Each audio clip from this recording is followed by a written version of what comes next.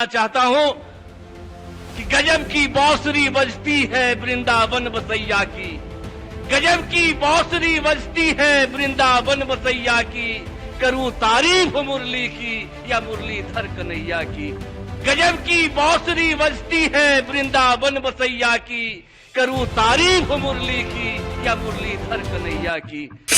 और यही कारण है कि 1,50,00,000 नौजवान जो 15 से 35 वर्ष का नौजवान है वो अपने बूढ़े बाप को छोड़कर, बूढ़ी माँ को छोड़कर, जवान पत्नी और बीवी को छोड़कर, बहन को छोड़कर, छोटे छोटे बच्चे को बिलखते छोड़कर वो बिहार से बाहर दिल्ली, पंजाब, हरियाणा में दर की ठोकर खा रहा है। और यही कारण है कि शिक्षा गुणवत्तापूर्ण नहीं मिल रही है।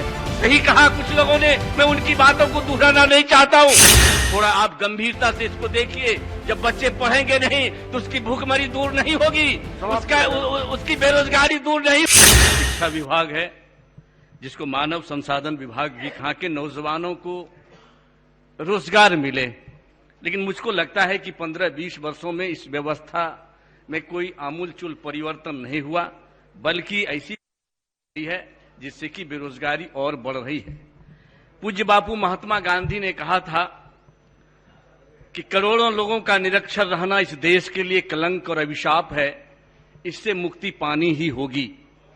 लेकिन दुर्भाग्य है, और मैं भारी मन से कहना चाहता हूं कि व्यवस्था इतनी चरमरा गई है कि आज गांव में जो सरकारी विद्यालय है, चूंकि मैं ग्रामीण क्षेत्रों से आता हूं, मैंने नजदीक से देखा है, वहां अगर 100 बच्चे प्रथम वर्ग में एडमिशन लेते हैं तो वो हाई स्कूल जाते जाते 48% बच्चे स्कूल छोड़ देते हैं। थपथपा रहे थे पीठ अपनी। सत्ता पक्ष के कुछ माननीय सदस्य कह रहे थे कि हमने वहां साइकिल की व्यवस्था की है, पोशाक की व्यवस्था की है। मैं उसका विरोधी नहीं हूं, मैं कहता हूं कि और 2-3 साइकिल दी जाए, पोशाक की भी और बढ़ोतरी कर दी जाए। कुछ लोग कह रहे थे कि भोजन की व्यवस्था हुई है, अब नाश्ते की व्यवस्था होगी। मैं इसका विरोधी नहीं हूं, मैं कहता हूं कि नाश्ते के साथ दाल में 1 चम्मच घी भी दिया जाए। लेकिन मकसद क्या है इसका? इसका मकसद, इसका उद्देश्य तो ये था कि जब बच्चे को खुराक मिलेगी, उन गरीब बच्चों के माँ बाप के पास वो औकात नहीं है कि वो बच्चे को लंच पैकेट दे सके, तो वो स्कूल जाएगा, वहां भोजन करेगा, नाश्ता करेगा, उसको समुचित शिक्षा मिलेगी और जिसके चलते उसका भविष्य उज्जवल होगा। आज सरकारी स्कूल में किसके बच्चे पढ़ते हैं? जो निरीह हैं, जो निसहाय हैं, जो गरीब हैं, जो मजदूर हैं, जो रिक्शा चालक हैं, जो ठेला चालक हैं, जो किराना की दुकान चलाते हैं, जो खेतों में कुदाल चलाते हैं, उसके बच्चे पढ़ते हैं। आह लगती है, हीन भावना पैदा होती है जब सरकारी स्कूल के बगल में प्राइवेट स्कूल है। मुझे दुख होता है कि आज 35 से 40 हजार प्राइवेट स्कूल खुल गए और वैसे जगह खुल गए जहां सरकारी विद्यालय। शाम के समय में जब छुट्टियां होती है और प्राइवेट स्कूल के बच्चे जब निकलते हैं तो उसके पीठ पर एक काला बैग, उसके बाल सुधरे हुए, पैर में काला जूता, उजला मोजा, लंच पैकेट से भरा हुआ वो बैग। जब गरीब बच्चे, जब सरकारी स्कूल में छुट्टी होती है, उसके पांव धूल धूसरित होते हैं, उनके पांव उछड़े होते हैं, उसके कमीज की बटन टूटी होती है, उनके अंदर हीन भावना पैदा होती है। वो सोचता होगा अगर मेरी व्यवस्था अच्छी होती तो मैं भी प्राइवेट स्कूल में पढ़ता। यह स्थिति उत्पन्न हो गई है।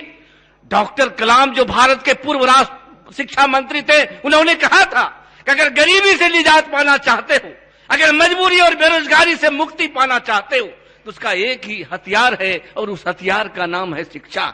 लेकिन 15 वर्षों में उस हथियार की धार मुड़ गई है, वो भोतर हो गया है, शिक्षा की स्थिति खराब हो गई है। हम लोग भी सरकारी स्कूल के विद्यार्थी रहे, हम लोग भी सरकारी स्कूल में पढ़े।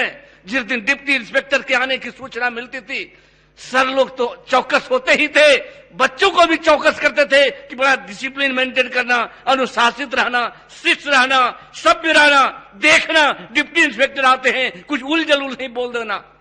उस समय जब डिप्टी इंस्पेक्टर आते थे सीधे क्लासरूम जाते थे, लड़कों से पूछते थे टेबल का स्पेलिंग क्या होता है, टीचर का स्पेलिंग होता है, ये सारी चीजों की जानकारी वो लेते थे। लेकिन दुर्भाग्य है सभापति महोदय कि आज जब डिप्टी इंस्पेक्टर आते हैं तो क्लासरूम नहीं जाते, वो वर्ग नहीं देखने जाते, बल्कि वो ऑफिस जाते हैं और उस ऑफिस में पठन पाठन की कोई बात नहीं होती, उपस्थिति की कोई बात नहीं होती, छात्रों की स्थिति की बात नहीं होती, सिर्फ और सिर्फ ये बात होती है कि आप बताओ इस महीने में कितना तेल खर्च हुआ, कितना मसाला खर्च हुआ, कितना दाल खर्च हुआ। इन तमाम बातों से उनको अवगत कराना पड़ता है। और दुर्भाग्य तो तब होता है जब वो छात्रों के बीच में जाते हैं तो पठन पाठन की बात नहीं करते कि आज की पढ़ाई क्या हुई है, बल्कि ये पूछते हैं कि बताओ आज खिचड़ी में चोखा मिला था कि नहीं। ये पूछते हैं।